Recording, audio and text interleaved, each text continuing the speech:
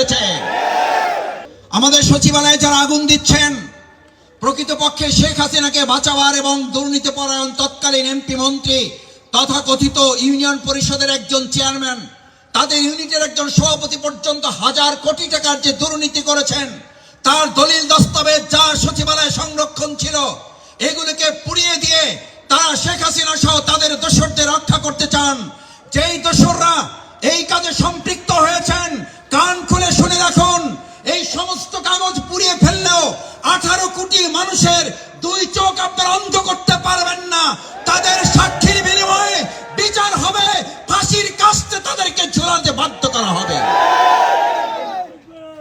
সাথে একথা পরিষ্কার বলি, সচিবালয়ে আগুন দিয়ে যদি কেউ মনে করেন এই অন্তর্বর্তীকালীন সরকার আর আমাদের জুলাই আগস্টের গণ অভ্যুত্থানের আন্দোলনের, বৈষম্য বিরোধী আন্দোলনের অকুতোভয় সৈনিকরা ভয় পেয়ে যাবে, তাহলে আপনারা বোকার স্বর্গে আছেন।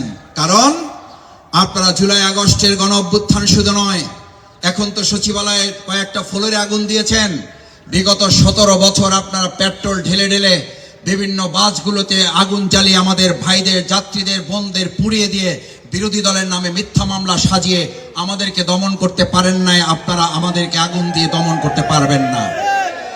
আগুন সন্ত্রাসী হিসাবে আপনি টেলিভিশনে বক্তৃতা করতেন, আর এদেশের 18 কোটি মানুষ জানতো ওই আগুন সন্ত্রাসের হোতা ছিল শেখ হাসিনা নিজে।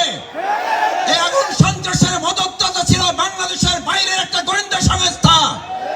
এখনো আমরা দাবি করছি, জনগণ মনে করে সচিবালয়ে আগুন দেওয়ার পিছনে শেখ হাসিনা এবং তথাকথিত ওই গোয়েন্দা সংস্থার হাত রয়েছে।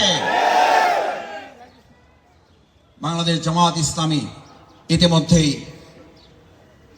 বার্তা দিয়েছে। আমাদের পক্ষ থেকে সংগঠনের সেক্রেটারি জেনারেল অধ্যাপক মিয়া গোলাম পরোয়ার, সাবেক এমপি, বিবৃতি দিয়েছেন, অতি সত্বর সুষ্ঠু নিরপেক্ষ তদন্তের মাধ্যমে তাদেরকে খুঁজে বের করে আইনের আওতায় নিয়ে এসে এবং ভবিষ্যতে এরকম আর কোনো দুর্ঘটনা যেন ঘটতে না পারে সে ব্যাপারে সতর্ক থাকার জন্য আমরা বর্তমান তত্ত্বাবধায়ক অন্তর্বর্তীকালীন সরকারকে আহ্বান জানিয়েছি। সম্মানিত ভাই এবং বন্ধুগণ, বাংলাদেশ জামাত ইসলামীর আরো গুরুত্বপূর্ণ 3টি কাজের মধ্যে আমরা সংগঠন, ঐক্য, জাতীয় ভিত্তিতে মানুষকে একত্রিত করে আমাদের এই প্রিয় মাতৃভূমি বাংলাদেশকে 2006 সালের 28শে অক্টোবর বিচ্ছিন্ন করে, জাতিকে বিভক্ত করে তারা যেভাবে এই দেশটাকে দখল করতে চেয়েছিল, সেদিন আমরা সীসাডালা প্রাচীরের মতো দাঁড়িয়ে থেকে আমাদের ভাইদেরকে হত্যা করা হয়েছে। আমাদের নেতৃবৃন্দকে আমরা হত্যা করতে দেই নাই। আমাদেরকে হত্যা করা হয়েছে, আমাদের অফিসে আগুন জ্বালাতে দেওয়া হয় নাই। আমাদের ভাইদেরকে শহীদ করা হয়েছে। আমাদের সেদিনের পল্টন ময়দানের মঞ্চের ধারে কাছে আমরা সন্ত্রাসীদেরকে আসতে দেই নাই। 2006 সালের 28শে অক্টোবর সকাল 7টা থেকে দুপুর সন্ধ্যা 7টা পর্যন্ত 12 ঘন্টা লড়াই করে আমাদের ভাইয়েরা সেদিন প্রমাণ করেছে বাংলাদেশ জামাত ইসলামীকে শহীদ করা যায়, 1 সেকেন্ডের জন্য আমাদেরকে মাথা নত করানো যায় না।